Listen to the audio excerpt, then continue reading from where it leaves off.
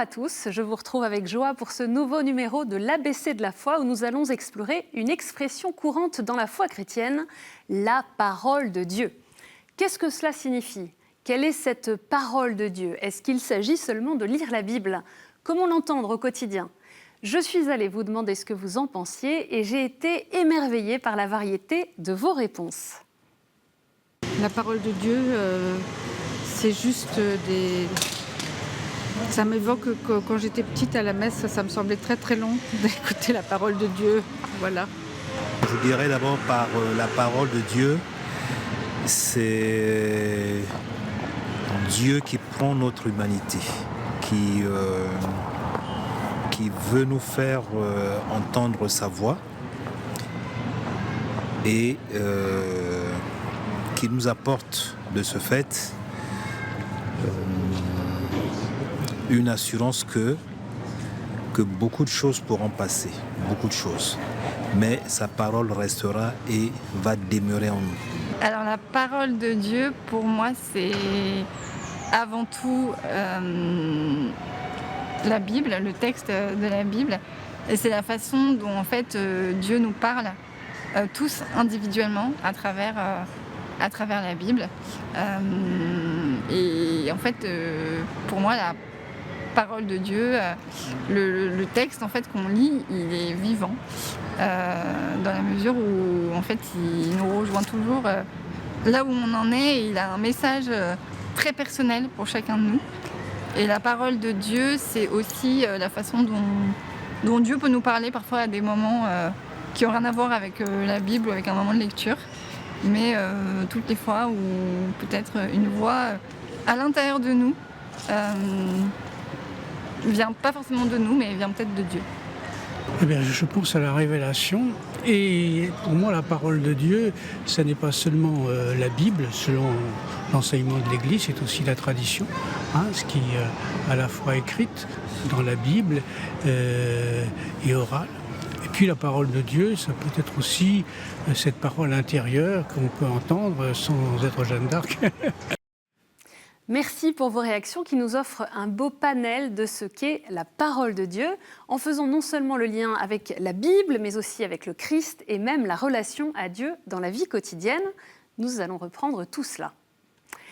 L'expression « parole de Dieu » a trois significations dans l'Église. Il s'agit à la fois du fait que Dieu communique avec l'homme, mais aussi de Jésus, qui est l'expression, la parole de Dieu par excellence, et enfin des enseignements des prophètes et des apôtres comme expression de la révélation de Dieu.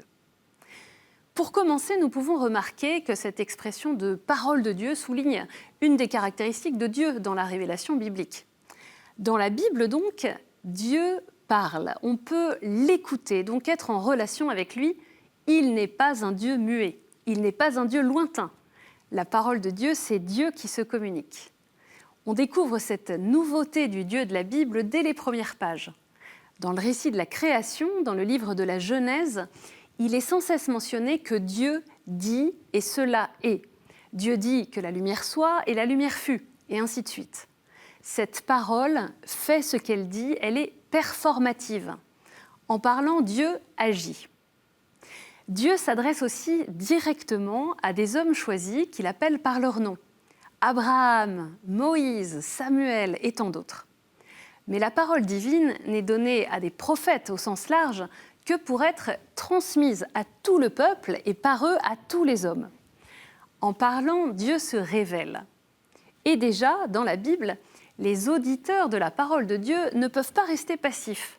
Ils doivent accueillir cette parole qui est lumière et qui leur donne une assurance pour leur avenir puisqu'elle est promesse. Et surtout, ils doivent sans cesse être attentifs et l'écouter, soit pour l'avoir dans son cœur et la mettre en pratique, soit pour compter sur elle et espérer en elle. Vous sentez peut-être la dynamique dans laquelle nous sommes tous invités à entrer et qui est don de Dieu. Accueillir la parole dans la foi, puisqu'elle est révélation du Dieu vivant, dans l'espérance, puisqu'elle est promesse pour l'avenir, dans l'amour, puisqu'elle est règle de vie. Dans le Nouveau Testament, la parole de Dieu devient quelqu'un. Le prologue de l'évangile de Jean annonce la naissance du Christ en disant que le Verbe s'est fait chair, il a habité parmi nous.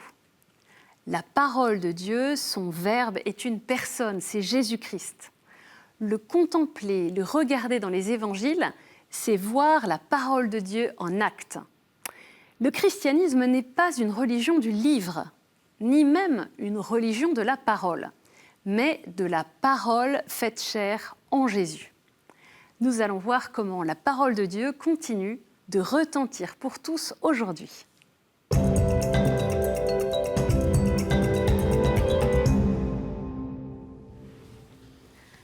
Dans la foi chrétienne, non seulement Dieu parle, mais Dieu nous parle aujourd'hui.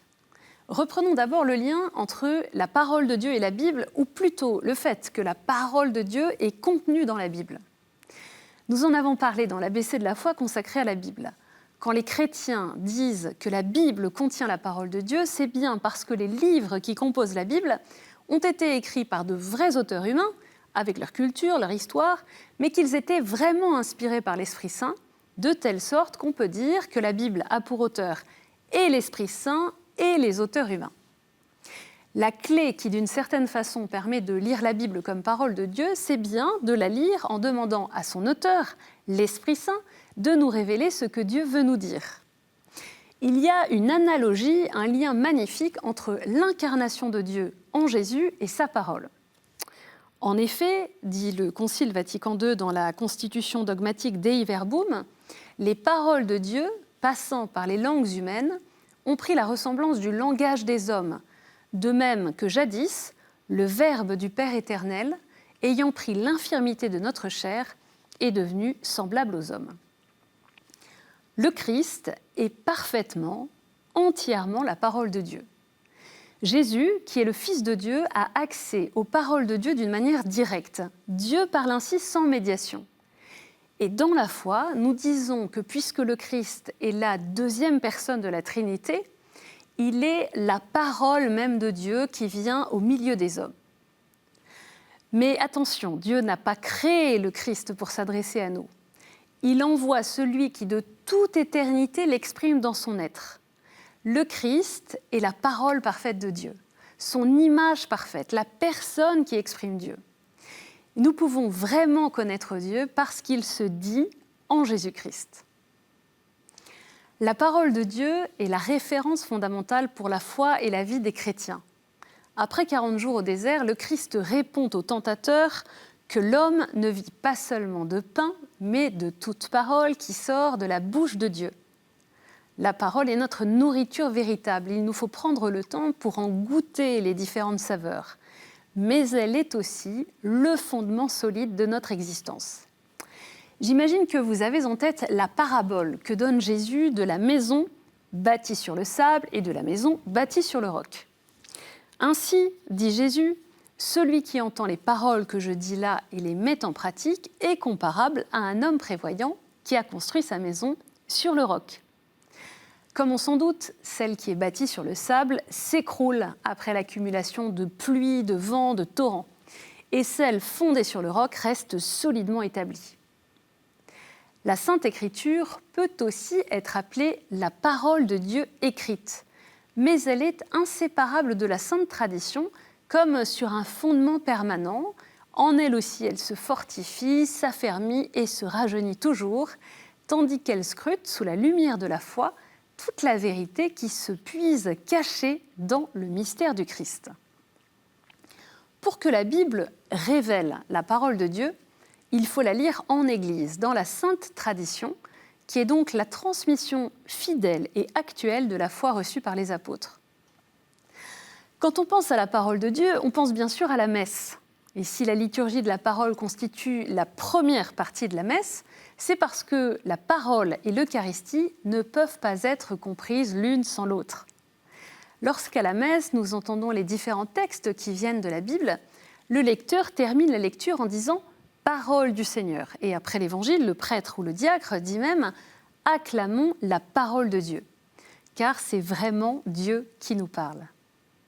Dans l'exhortation apostolique Verbum Domini, qui a suivi le synode sur la parole de Dieu, le pape Benoît XVI nous rappelle qu'au moment de la proclamation de la parole de Dieu pendant la messe, nous devons reconnaître que le Christ est lui-même présent et s'adresse à nous pour être écouté. Il fait le lien entre la présence réelle du Christ dans l'Eucharistie et sa présence réelle dans sa parole. Je cite Benoît XVI. « Sur l'attitude à avoir aussi bien envers l'Eucharistie qu'envers la parole de Dieu, saint Jérôme affirme « Quand nous nous référons au mystère eucharistique et qu'une miette de pain tombe, nous nous sentons perdus. Et quand nous écoutons la parole de Dieu, c'est la parole de Dieu et la chair du Christ et son sang qui tombent dans nos oreilles. Et nous pensons à autre chose. Pouvons-nous imaginer le grand danger que nous courons ? Nous pouvons donc tous être nourris par le Christ qui se donne dans sa parole et prendre aussi conscience de la façon dont nous sommes souvent distraits ou parfois pas assez préparés à accueillir la parole. Le pape François a ainsi instauré un dimanche de la parole de Dieu qui a désormais lieu le 3e dimanche du temps ordinaire, donc au mois de janvier. Plus nous nous mettons à l'écoute de la parole de Dieu, notamment à travers une lecture priante de la Bible en Église, plus notre cœur, notre oreille intérieure peuvent discerner la voix de Dieu jour après jour dans notre vie, entendre ses appels, ses avertissements, son amour infini et sa miséricorde pour chacun de nous.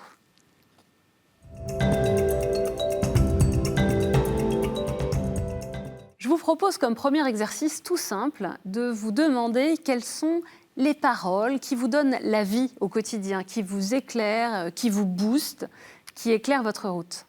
Il y a peut-être parmi ces paroles des versets de la Bible. Osons noter ces mots qui sont comme des lumières, des diamants sur notre route. Chaque jour, nous pouvons également faire une relecture de vie. Comment Dieu m'a parlé aujourd'hui, dans des rencontres, des événements, à travers un texte de la Bible entendu ou prié. Et puis, n'hésitons pas à faire l'expérience d'une lecture à plusieurs de la Bible pour y partager comment ce texte devient parole de Dieu vivante pour nous et nous préparer à recevoir de façon plus active la parole de Dieu lors de la messe du dimanche.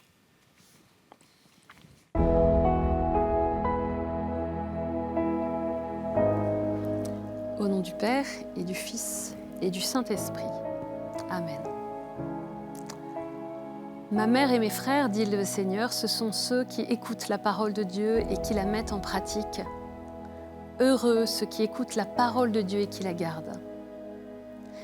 Nous te rendons grâce, Seigneur, pour ta proximité avec nous, pour ta parole qui éclaire nos pas et nous donne la vie. Viens nous renouveler dans son écoute et sa mise en pratique. Donne-nous le goût de ta parole. Amen.